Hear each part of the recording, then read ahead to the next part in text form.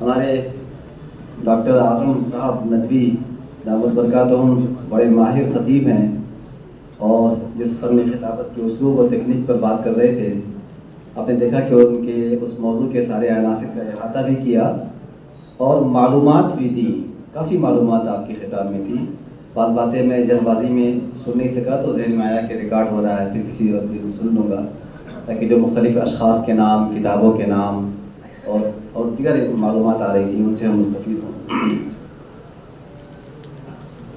مجھے گفتگو کا موضوع جو دیا گیا ہے وہ ہے عصر حاضر کے تقاضے اور مدارس کے فارغین کا کردار. کیونکہ اس کے بعد ایک اہم خطاب ہونا ہے، اس لیے درمیان میں کچھ مختصر باتیں میں آپ کے سامنے رکھنا چاہوں گا. اللہ رب العالمین کا ارشاد ہے، آپ نے بار بار سنا اور اس ضمن میں مدارس کے ضمن میں اس آیت کو نقل کیا جاتا ہے. اعوذ باللہ من الشیطان الرجیم، بسم اللہ الرحمن الرحیم. فلولا نفر من كل فرقة منهم طائفة ليتفقهوا في الدين ولينذروا قومهم إذا رجعوا إليهم لعلهم يحذرون. اس کا مفہوم یہی ہے کہ ہر سماج میں کچھ لوگ ایسے ہوں جن کا اختصاص دین کا ہو. ہندوستان میں سچر کمیٹی کی رپورٹ کے مطابق مسلمانوں میں صرف 3 سے 4% لوگ دینی مدارس میں تعلیم حاصل کرتے ہیں. 96 to 97% جو لوگ ہیں ہمارے آپ کی طرح، ہمارے بھائی اور ہماری بہنیں، وہ عصری تعلیم گاہوں میں پڑھ رہے ہیں. تو مسلم آبادی کا یہ 3 سے 4% حصہ من کل فرقۃ منہم طائفۃ سے بھی شاید کم بنتا ہے. بظاہر کبھی کبھی محسوس ہوتا ہے کہ بہت سے طلبہ مدارس میں پڑھ رہے ہیں، ہزاروں ہیں، اور یہ تک سوال اٹھنے لگتا ہے کہ جب یہاں سے پڑھ کے نکلیں گے تو کہاں جائیں گے، ان کی کھپت کہاں ہوگی. اتنے مدارس نہیں ہیں کہ وہ وہاں مدرس بنے، مساجد میں خطابت کے لیے بھی مواقع نہیں مل رہے ہیں. یہ باتیں سماج میں اٹھ رہی ہیں، لوگ محسوس کرتے ہیں. لیکن آپ اس تناظر میں دیکھیں تو مسلم آبادی کا صرف یہ 3 سے 4% ہے. یہ سچر کمیٹی کی رپورٹ ہے جس کو مستند مانا گیا ہے.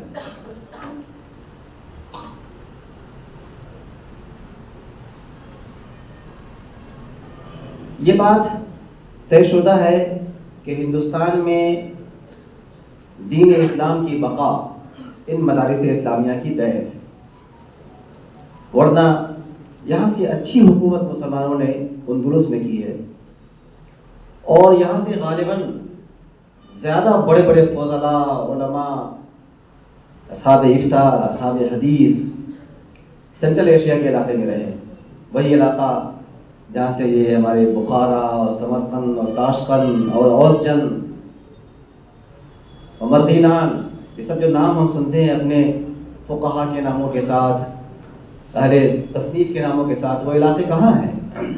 سینٹرل ایشیا کے علاقے میں ہیں، جو ایک زمانے تک رشیا اس پر قابض رہا. پھر اس کے بعد یہ جمہوریہ آزاد ہوئیں اور ان کی آزادی کے بعد تقریباً ختم ہے دین، اور اب یہ چھوٹے چھوٹے گاؤں کی شکل میں کہیں کہیں مل جاتے ہیں یہ علاقے، ورنہ تلاش کرنا بھی مشکل ہے. لیکن آج وہاں اس طرح اسلام کا نام نہیں سنتے ہوں گے آپ کے بڑے بڑے دینی کام ہو رہے ہوں، دینی مدارس ہوں. اور اسپین، اب تو نام اندلس کا لوگ جانتے بھی نہیں ہیں، اندلس کو اسپین بولتے ہیں. 600 برس مسلمانوں نے حکومت کی اور بہترین تعمیراتی یادگاریں جیسے آپ کے یہاں لال قلعہ ہے اور تاج محل ہے اور مختلف عمارتیں ہیں، وہاں بھی ہے. حمراء کا محل ہے، غرناطہ ہے، کیا کیا تاریخی عمارتیں ہیں. سب کچھ ہونے کے باوجود ختم ہوا. لیکن ہندوستان میں اسلام باقی ہے الحمدللہ، اور اللہ اس کو باقی رکھے گا. اس کی جو سب سے بڑی وجہ ہے وہ دینی مدارس. اس لیے دینی مدارس نشانے پر ابھی ہیں. کچھ باتیں میں اس حوالے سے رکھوں گا. دینی علوم کی جو مصادر ہیں، علوم اسلامیہ، قرآن کریم مع متعلقات علوم، حدیث شریف مع اس کے تمام متعلقہ علوم، فقہ اسلامی یا اس کے تعلق رکھنے والے علوم، اور ان زبانوں کو سیکھنے کے لیے یعنی عربی زبان سیکھنے کے لیے وہ اس کے نحو و صرف وغیرہ، ان سب کی جو اصل تعلیم ہو رہی ہے بالخصوص علوم اسلامیہ کی، وہ ان مدارس میں ہوتی ہے اور کہیں نہیں ہو رہی ہے. کہیں ہو رہی ہو تو آپ بتائیں کہ قرآن و حدیث کی اصل مصادر کے ساتھ براہ راست تعلیم، جس سے تعلیم حاصل کرنے والا براہ راست قرآن سے استفادہ کرنے، حدیث سے استفادہ کرنے، فقہی مسائل کو سمجھنے، خود بھی نئے مسائل میں استنباط کرنے، احکام شرعیہ بتانے کا اہل ہو سکے، یہ تعلیم کہاں ہو رہی ہے؟ بزرگوں کی اپنی اپنی وہ جگہ نہیں ہے کہ جہاں پر پہلے ایک نظام تعلیم تھا، کسی شخص کے پاس جا کر لوگ تعلیم حاصل کیا کرتے تھے، کچھ اشخاص ہوا کرتے تھے، یا اور اصلی تعلیم گاہوں میں تو تعلیم ہوتی نہیں ہے۔ تو اگر یہ مدارس نہ ہوں تو قرآن و حدیث سے رابطہ ہی ٹوٹ جائے گا، اور پھر اس کے بعد امت اسلامیہ کو جدھر موڑنا ہو، جدھر مولڈ کرنا ہو، آسان ہو جائے گا۔ اس لیے بہت کوشش ہوتی ہے کہ قرآن و حدیث سے براہ راست رابطہ نہ بن پائے، عربی زبان وہ والی نہ آنے پائے جو زبان قرآن و حدیث کی زبان ہے۔ عامیہ کے نام پر اور مختلف ناموں پر دوسری عربی زبانوں کو رواج دینے کی کوشش ہوتی رہتی ہے۔ تو یہ بات بھی بڑی اہم ہے کہ علوم اسلامیہ کے ساتھ، یا دوسرے لفظوں میں دین کے مصادر اور منابع اصلیہ کے ساتھ جو رابطہ ہے، وہ رابطہ یہی باقی ہے، اور اس کے علاوہ کہیں نہیں ہے۔ یہ بھی ایسا نہیں کہ اور متبادل بھی ہے کہ مدارس ختم ہو گئے تو کہیں اور سے تعلیم ہونے لگ جائے گی، اندیشہ ہے نہیں ہو پائے گی۔ یا جو میں نے مثالیں آپ کے سامنے رکھی اسپین کی اور وسط ایشیا کی، وہ یہی بتاتی ہے۔ اب ان دونوں باتوں کو ملائیں تو آپ کو اندازہ ہوگا کہ اسلام کی بقا اور اسلام کے سرچشموں سے وابستگی اور اس تسلسل کو جاری رکھنا، اور یہ کتنے لوگ کر پا رہے ہیں؟ صرف 3 سے 4% لوگ کر رہے ہیں۔ تو اب اندازہ لگائیے کہ آپ جو فارغین ہیں وہ کس مقام کے حامل ہیں۔ فلولا نفر من كل فرقة منهم طائفة ليتفقهوا في الدين، یہ طائفہ یہی تو ہے نا، جن کا منصب یہ ہے کہ ليتفقهوا في الدين ولينذروا قومهم اذا رجعوا اليهم لعلهم يحذرون۔ تو یہ کون کرے گا؟ یہی کام ہمارا کردار کرتا ہے۔ پہلی چیز یہ دینی مدارس، ان کا مقام، ان کی اہمیت، ان کی ضرورت، اور دوسرا جو فارغین مدارس کے لیے موجودہ حالات کے تقاضوں کی روشنی میں کیا کردار بنتا ہے۔ تقاضوں پر کچھ باتیں رکھوں گا بھی۔ وہ کردار یہی ہے کہ وہ تفقہ حاصل کر کے یہاں سے جائیں اور امت کی رہنمائی کر سکیں، امت کیا بلکہ انسانیت کی رہنمائی کر سکیں۔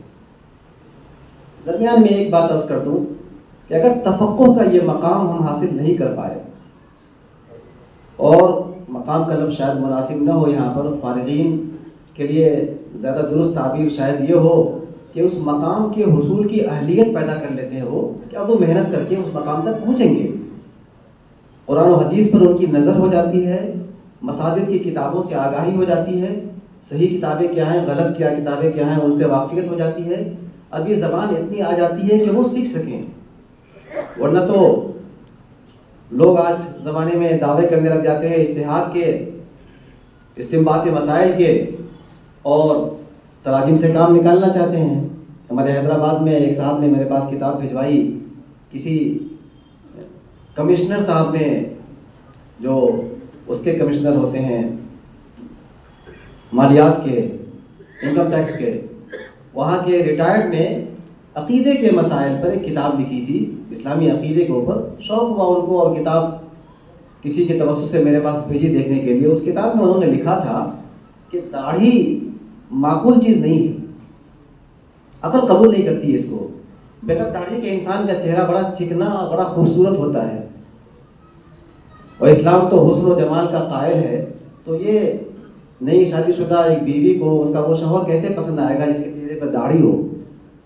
اب یہ ان کا استنباط تھا۔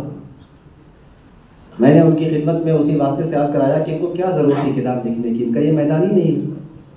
اللہ نے انہیں پیسے دیے ہیں اور ریٹائر ہو گئے ہیں اپنے اس عہدے سے، بہت سے کام ہیں سماج میں کرنے کے، برائیوں سے بچانے کے، تعلیم کے، اشاعت کے ادارے قائم کرنے کے۔ یہ شوق تو ان کو نہیں ہونا چاہیے۔ یا دہلی میں میرے پاس ایک کتاب آئی تھی خواتین تنظیم کی جانب سے، اس میں طلاق کے مسائل پر، نکاح کے مسائل پر، آئلی مسائل پر بہت سی تجاویز دے رکھی تھی انہوں نے۔ اصلی تعلیم گاہ کی ایک خاتون تھی، اور اس میں بنیادی بات یہ تھی کہ جو اصل اسلام کا قانون ہے اس قانون کو سمجھا ہی نہیں تھا، اس کو غلط لکھ رکھا تھا، اور اس کی بنیاد پر آگے تجاویز دے رکھی تھی کہ ایسا ہونا چاہیے۔ تو میرے استاد نے وہ کتاب دی تھی کہ ذرا دیکھو اس کو. میں نے ان سے کہا کہ انہوں نے بات ہی غلط لکھی ہے, ان کی تجویز کیسے دیکھی جائے؟ پہلے تو ان کو جا کر پہلے صحیح معلومات حاصل کرنی چاہیے نا کہ اسلام کا نظام طلاق ہے کیا, یعنی صحیح صورتحال ہے کیا, طلاق کب ہوتی ہے, کس کو اختیار دیا گیا ہے, کس طلاق کے کیا اثرات پڑتے ہیں, نکاح میں کیا اس کا اسلامی قانون ہے, وہ معلومات ہی نہیں ہے. تو اگر ہم نے اس منصب کو چھوڑ دیا تو دوسرے لوگ اس منصب کو لینے کے لیے تیار بیٹھے ہوئے ہیں. ہمارے مولانا برہان الدین صاحب وہ لطیفہ سنایا کرتے تھے, مولانا اعظم صاحب نے تو بہت سے ابھی سنایا آپ کو, کہ کسی صاحب نے نماز پڑھانی شروع کی مسجد میں اور ہل کے نماز پڑھانے لگے خوب. لوگوں نے کہا کہ بھائی کیا بات ہے کہ آپ آج نماز پڑھا رہے تھے تو خوب ہل رہے تھے. انہوں نے کہا کہ حدیث پڑھی ہے, اللہ کے رسول نے فرمایا ہے کہ جب نماز پڑھاؤ تو ہل کے نماز پڑھاؤ. کہا بھائی ایسی حدیث تو آج تک نہیں پڑھی. وہ گئے اپنے گھر سے کتاب لے کر آئے جو ترجمہ تھا اردو میں, اور اس میں یہ تھا, قدیم اردو جو لکھی جاتی تھی اس میں گولیا اور لمبیا کو بھی لمبیا لکھ دیا کرتے تھے. تو اس میں تھا کہ کوئی امام فلیخفف کا لفظ تھا نا, عربی میں حدیث میں جو آتا ہے کہ کوئی امامت کرے تو ہلکی نماز پڑھائے, مختصر نماز پڑھائے. وہ ہلکی لکھا ہوا تھا لمبیا سے, جس کو انہوں نے پڑھا ہل کے نماز پڑھائے, اور اپنے اس اجتہاد پر وہ عمل بھی کر رہے تھے. تو میں جو بات عرض کرنا چاہ رہا تھا وہ یہ کہ یہ تفقہ کا مقام اگر ہم نے حاصل نہیں کیا, وہ گہرائی نہیں پیدا کی, تو ہماری شناخت سماج میں یہ بنے گی کہ یہ عالم دین ہے, فارغ دینی مدرسہ ہیں, اور ہم سے غلطی ہونے لگ جائے گی.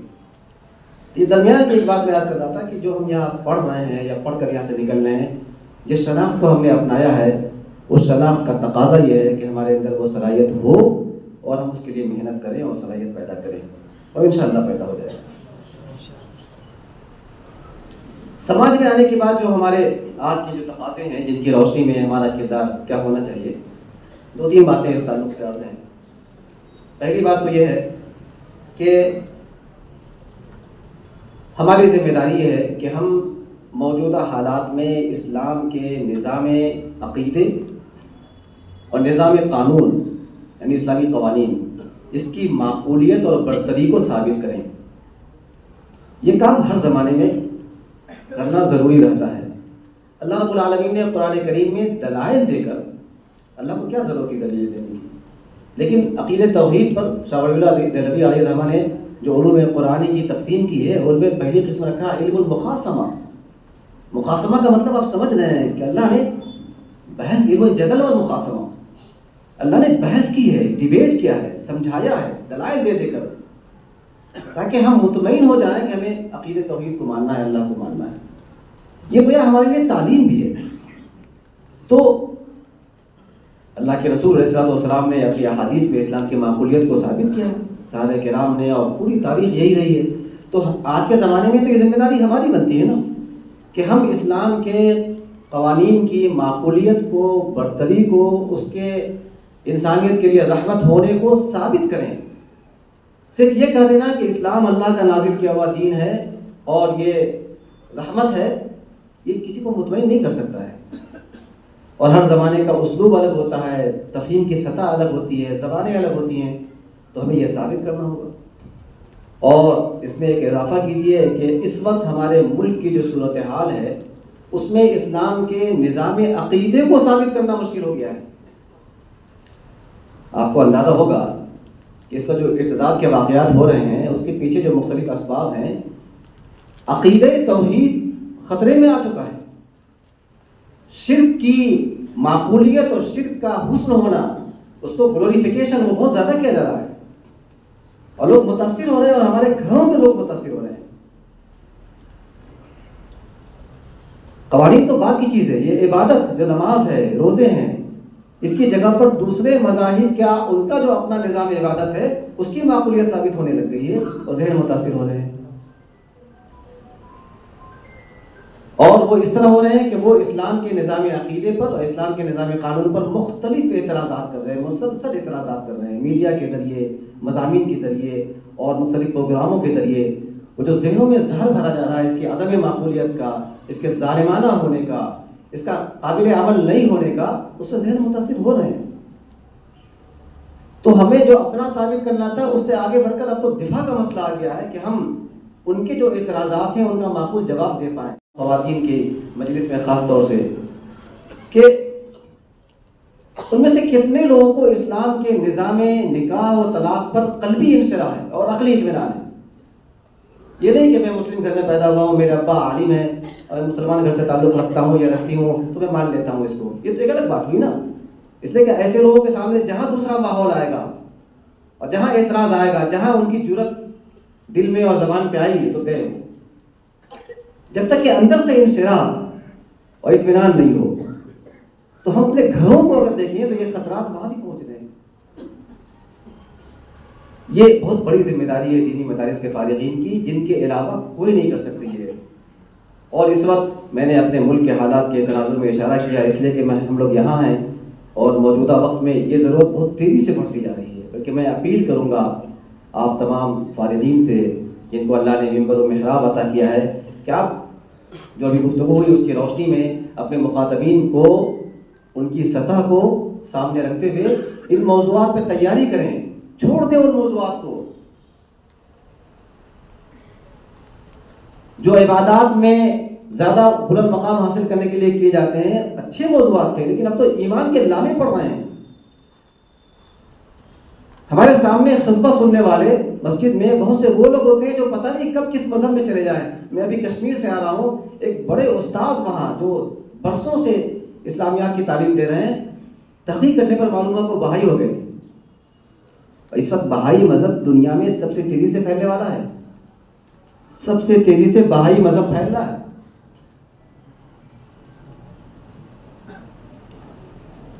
بہت تکلیف ہوئی، بہت تکلیف ہوئی. تو کون کس اعتراض کا شکار ہے؟ شکوک و شبہات ذہنوں میں پیدا ہو گئے ہیں. ہم کہاں رہیں گے بیٹھے ہوئے؟ تو یہ سمجھنا، یہ موضوعات ہم لیں. اسلام کا عقیدہ، توحید، رسالت، آخرت، تقدیر، اور بہت سہل انداز سے لیں. ایسا نہیں کہ موضوع چھیڑ دیں اور مزید شکوک و شبہات کو ہم جنم دے دیں. تیاری کر کے جانا پڑے گا، پورا مطالعہ کرنا پڑے گا. ان حضرات کی کتابوں کو پڑھنا ہوگا جہاں سے معقولیت کے جوابات ہوں. اور انشاءاللہ اللہ رب العالمین کے دین کا کام ہے، اللہ توفیق دے گا اور کامیابی آپ کے قدم چومے گی. اس میدان میں عالمی سطح پر جو ایک کوشش ہو رہی ہے اسلام کے خلاف، وہ مستشرقین کی کوشش ہے. آپ نے یہ موضوع سنا ہوگا. افسوس ہے کہ ہمارے دینی مدارس میں یہ موضوع داخل نہیں ہے، لیکن یہ خطرہ بہت بڑا ہے. مستشرقین باضابطہ ایک موضوع ہے استشراق کا. عالم عرب کے علماء نے بہت کام کیا ہے اور ابھی بھی کر رہے ہیں، اور ہندوستان میں گنتی کے چند افراد جو بھی کام کر رہے ہیں استشراق کے اوپر. میں نے کئی پروگرام کرائے اپنی یونیورسٹی میں استشراق کے اوپر. جدید استشراق کیا ہے؟ جو کہ انہوں نے اپنے نام کو بدل دیا ہے. اب استشراق کے نام سے نہیں آ رہے ہیں. 1973 میں انہوں نے کانفرنس کی اور طے کیا کہ اب ہم مستشرقین کے نام سے نہیں آئیں گے، اس لیے کہ مستشرقین کے اعتراضات پر اتنے جوابات دیے گئے انہی کے اسلوب میں کہ وہ منہ کے کھا گئے ہیں. ثابت ہو چکا کہ وہ متعصب ہیں، وہ جھوٹ بول رہے ہیں، وہ غلط جملے نقل کر رہے ہیں. انہوں نے امام زہری پہ الزام لگایا کہ انہوں نے یہ کہا ہے کہ ہمیں ان عمرا نے حدیث کے گڑھنے پر مجبور کیا. امام میں ابن شہاب زہری کا جملہ نقل کیا، ایک بڑے مستشرق عالم نے جس کے کتنے شاگرد ہیں. اصلی تعلیم والے اس کے جملے کو پڑھ کر حوالے کو دیکھ کر کہ ابن شہاب زہری کا یہ جملہ ان کی طرف سے نقل کیا گیا ہے، عربی کتابوں کے حوالوں سے نقل کیا گیا، لوگ متاثر ہو رہے ہیں.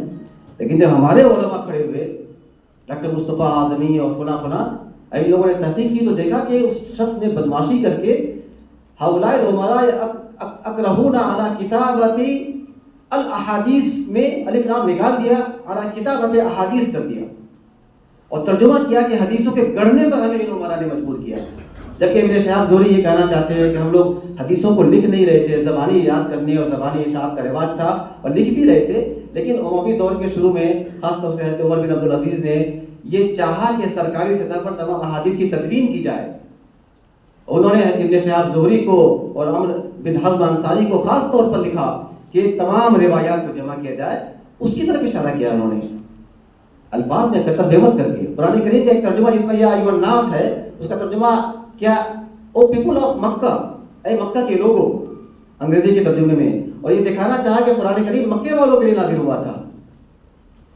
تو چونکہ ثابت ہو گیا کہ وہ جھوٹ بولتے ہیں، وہ علمی بےمانی کرتے ہیں، تو انہوں نے اپنے نام بدلے. اب بہت سارے ناموں سے وہ چل رہے ہیں. اب ایریا اسٹڈیز، ہیومنزم اسٹڈیز اور فلاں اسٹڈیز کے نام سے، ویسٹ ایشین اسٹڈیز اور ساؤتھ ایسٹ ایشین اسٹڈیز کن کن ناموں سے آ گئے ہیں وہ، لیکن یہ مستشرقین ہیں موجود. اور ابھی اس وقت یورپ کی تعلیم گاہوں میں، اسلامیات کے شعبوں میں، عربی کے شعبوں میں بڑے بڑے اساتذہ ہیں جو پوری دنیا میں گھوم کر لیکچر دے رہے ہیں، قرآن کریم کا ترجمہ کر رہے ہیں، فقہی موضوعات پر کتابیں لکھ رہے ہیں، اور وہی سارے پرانے اعتراضات کہ قرآن کریم اللہ کے رسول علیہ الصلوۃ والسلام نے خود سے لکھی، نعوذ باللہ، وہی جو آپ پر نازل ہوا کرتی تھی وہ ایک نعوذ باللہ ثم نعوذ باللہ ایک مرغی کی بیماری کی کیفیت تھی. یا آپ علیہ الصلوۃ والسلام اتنا سوچتے تھے سماج کی اصلاح کے لیے کہ وہ خیالات آپ کے منہ سے نکلنے لگ جاتے تھے. یا آپ نے انجیل سے یا توریت سے مواد اخذ کیا ہے، قرآن کریم کا ماخذ وہی نہیں ہے بلکہ ماخذ توریت و انجیل ہے. یا عرب سماج کے رواجات ہیں، اسلام کے جو قوانین ہیں آپ دیکھیں یہ قوانین تو پہلے سے موجود تھے، نکاح کا نظام پہلے سے تھا، حج کا نظام پہلے سے تھا، روزہ پہلے سے تھا، سب کچھ تو وہیں سے لیا. بڑے ذہین تھے، انہوں نے اپنے لحاظ سے تبدیلیاں کر دی کچھ اپنا نیا دین بنانے کے لیے. یہ بہت پرانی باتیں نہیں ہیں، یہ آج لکھی جا رہی ہیں، اور ہماری آپ کی اردو کتابوں سے زیادہ ان کی انگریزی کتابیں پڑھی جا رہی ہیں. کیوں؟ اس لیے کہ انگریزی اس وقت پوری دنیا میں حکومت کرنے والے زبان ہے. ہندوستان کے ہمارے علماء میں سے کتنے لوگ اس موضوع سے واقف ہیں؟ کون سی تفسیر؟ ابھی 2006 میں انسائکلوپیڈیا آف قرآن آیا، میک اولوف کی ہے جو خاتون ہے، وہ ایڈیٹر ہے اس کی، اور اس میں لکھنے والے 80% وہ ہیں جو اسلام دشمن ہیں، اور قرآن کریم کے تمام موضوعات کا احاطہ کیا ہے. انسائکلوپیڈیا ہے 4 جلدوں میں، اور وہ انسائکلوپیڈیا اس وقت قرآن کے موضوع پر کسی کے بھی کچھ پڑھنے کے لیے، قرآن کا کوئی بھی موضوع نہیں ہے، تدوین کا موضوع ہو، قراءت کا موضوع ہو، احرف سبع کا موضوع ہو، رسم عثمانی کا موضوع ہو، ان سب موضوعات پر وہ انسائکلوپیڈیا اس وقت ایک مرجع ہے. اور اس میں لکھنے والے 80% لوگ اسلام دشمن ہیں، اور وہ سارے اعتراضات بھر دیے ہیں جو اس سے پہلے انسائکلوپیڈیا آف اسلام کے اندر تھے. ہندوستان میں 1982 میں حضرت مولانا علی میاں صاحب علیہ رحمہ کی کوششوں سے دارالمصنفین میں ایک سیمینار ہوا تھا، اسلام اور مستشرقین، بہت بڑا سیمینار، پورے عالم اسلام سے فضلاء کو بلایا تھا، اور اس وقت کے جتنے مستشرقین تھے بڑے بڑے، تفسیر، حدیث، فقہ، تصوف، علم کلام، تاریخ، سیرت، عربی زبان و ادب، ان سب موضوعات پہ جن کے کام ہیں، بڑے بڑے کام ہیں ان کے سامنے ٹکنا آسان نہیں ہے. انہوں نے عمریں کھپا دی ہیں، ایسی سی کتابوں کو شائع کیا ہے جو ہم نے ان کا نام بھی نہیں سنا ہے، ایسی سی کتابیں انہوں نے ایڈٹ کی ہیں، محنت سے کی ہیں. علامہ شبلی نے لکھا تھا کہ مارگولیوس نے مسند احمد بن حنبل کو پہلی مرتبہ ایڈٹ کیا تو اس کی 6 جلدوں کو ایک ایک حرف کو پڑھ کے ایڈیٹنگ کی. ہمارے کتنے علماء نے مسند احمد بن حنبل کو اس طرح نہیں پڑھا ہوگا. طبقات ابن سعد کو پہلی مرتبہ اسپرنگر نے شائع کیا کلکتے سے. ان کے کام ایسے ایسے ہیں.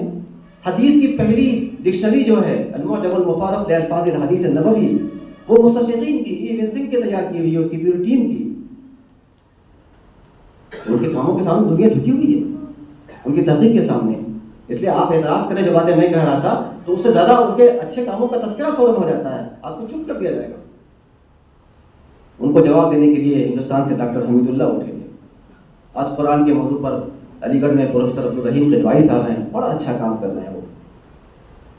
تو میں عرض کر رہا تھا کہ اس وقت بھی مستشرقین اسلام سے بدظن کرنے کے لیے علمی بنیادوں پر بہت بڑا کام کر رہے ہیں. کون ان سے واقف ہوگا؟ ہم کیوں امید رکھیں کہ عالم عرب کے علماء، یورپ کے علماء، فلاں علاقے کے علماء کریں گے؟ اسلام کے تحفظ کی ذمہ داری تو ہمیں سے ہر شخص کی ہے. اللہ جس سے کام لے لے. اسی ہندوستان کے تھے ڈاکٹر مصطفیٰ اعظمی.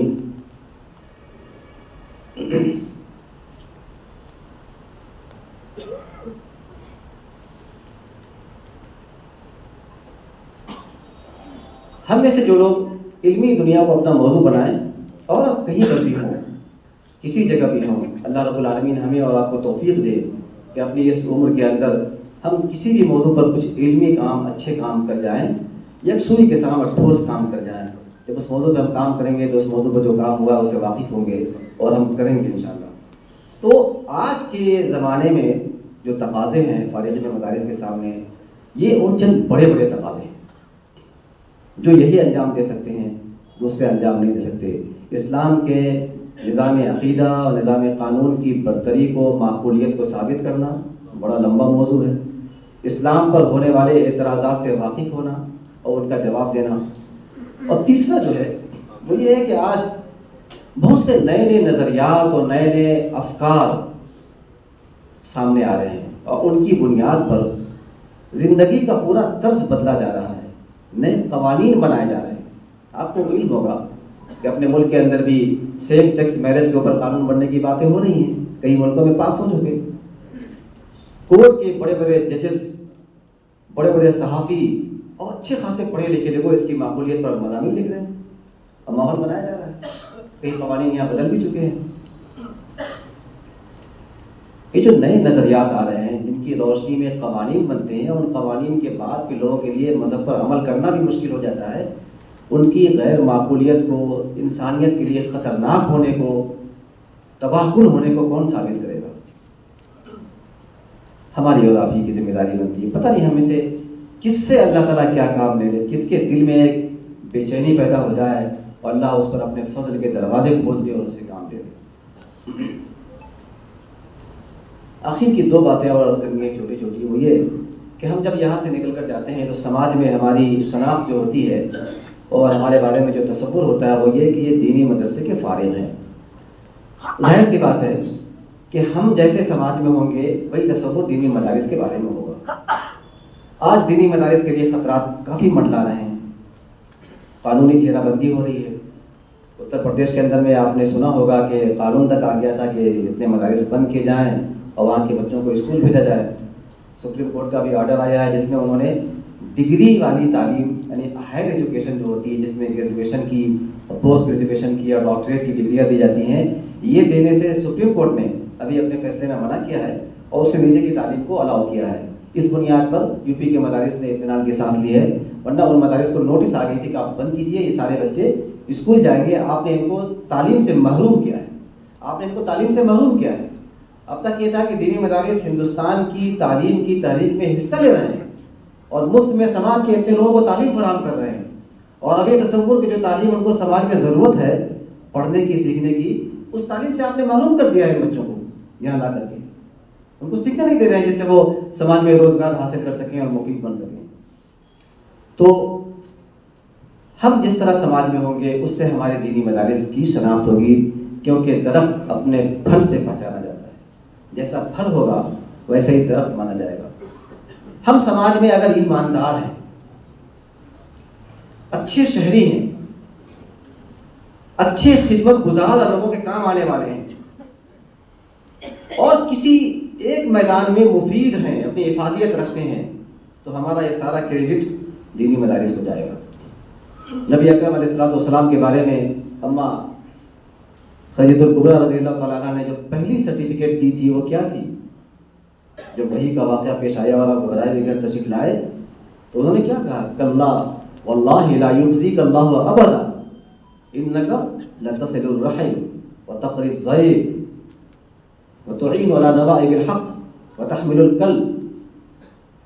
یہ سماج کی جو شناخت تھی اللہ کے رسول علیہ السلام کی، وہ باتیں بتائیں. تو ہم جہاں سماج میں ہو وہاں پہلی بات تو یہ ہے کہ ہماری زندگی ایک ایماندار کی بنے. یہ کبھی نہ بننا چاہیے کہ ہم بھی اسی طرح ایک شہری ہیں جس طرح اور لوگ ہوتے ہیں کہ ہم کچھ بھی دائیں بائیں کر لیں گے، کچھ بھی قانون کی خلاف ورزی کر لیں گے، صحیح و غلط ہم کر لیں گے.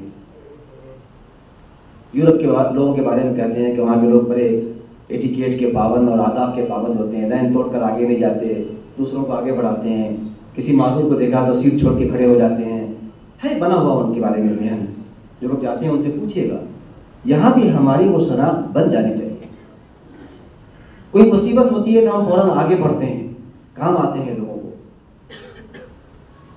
اور ہم کسی ایک میدان میں مفید ہوں، اپنی افادیت ثابت کرنے والے ہوں. تو یہ ہماری ایک عام ذمہ داری بنتی ہے دینی مدارس کے فارغین کی کہ ہم خود بھی مفید بن جائیں اور جن اداروں کی نمائندگی ہم کر رہے ہیں ان اداروں کے بارے میں اچھا تاثر قائم. آخری بات یہ کہ جیسا کہ ابھی مولانا اعظم صاحب نے آپ سے فرمایا تھا ایک شعر کے حوالے سے، لسان الفتح نصف و نصف فؤادہ. تو جو لسان الفتح ہے انسان کی زبان، انسان جب بولتا ہے تو اس کی شخصیت کا اندازہ ہو جاتا ہے. اور جب تک زبان نہیں کھلتی ہے تب تک آپ کسی کے بارے میں کچھ بھی تعصب قائم کیے ہوئے رہتے ہیں کہ بڑا قابل ہے، بڑا فاضل ہے، یا بہت معمولی ہے. لیکن کوئی معمولی شخص بھی جب زبان کھولتا ہے اور گفتگو کرتا ہے تو آپ پھر اگر وہ صاحب علم ہے، صاحب فضل ہے، تو آپ اس کا اعتراف کرتے ہیں. ترى الرجل النحيف فتزدريه وفي اثوابه اسد مزیر. اور کبھی اس کے برعکس بھی ہوتا ہے، بہت متاثر ہوتے ہیں اور زبان کھلی تو معلوم ہوا کہ علم بھی نہیں ہے، غلط باتیں کر رہے ہیں، اسلوب بھی غلط ہے. تو آج سوشل میڈیا کے زمانے میں ہمارے طبقہ علماء کے یہاں سے یہ شناخت آنی بہت ضروری ہے، جو بدقسمتی سے اس کے برعکس آ رہی ہے. ان کی زبان کی شرافت، ان کے ذہن کی شرافت، ان کے اسلوب کی شرافت، ان کی فکر کی شرافت. اب شاید سوشل میڈیا کے زمانے میں ہماری کوئی نجی محفل نہیں رہ گئی ہے. میں جو باتیں کر رہا ہوں یہ سب ریکارڈ ہو رہی ہیں، اور میرے یہاں بیٹھنے سے پہلے کن کن کے پاس پہنچ جائیں گی اور وہاں سے کہاں پہنچ جائیں گی مجھے نہیں پتا ہے، نہیں پتا ہے. اگر ہم شریف ہیں تو شرافت جائے گی، ہم شریف نہیں ہیں تو شرافت نہیں جائے گی. ہماری زبان کی شرافت، فکر کی شرافت. اختلاف رائے ہو رہا ہے تو کس طرح کا اظہار کرتے ہیں، زبان کا اسلوب ہمارا کیا ہے. اللہ نے اپنے نبیوں کو اپنی قوم کی زبان میں بہترین زبان بولنے والا بنا کر دیا. شرافت و ادب کے نمونے ہوا کرتے تھے. ہم اس پہلو کو بھی اپنائیں. یہ چند وہ باتیں تھیں جو آج کے حالات میں ہم دینی مدارس کے فارغین کو جن پر توجہ دینی چاہیے. اللہ سے دعا کرنی چاہیے کہ اللہ رب العالمین ہمیں اور آپ کو توفیق نصیب فرمائے. وآخر دعوانا الحمد للہ رب العالمین. جزاکم اللہ تعالی و احسن الجزاء.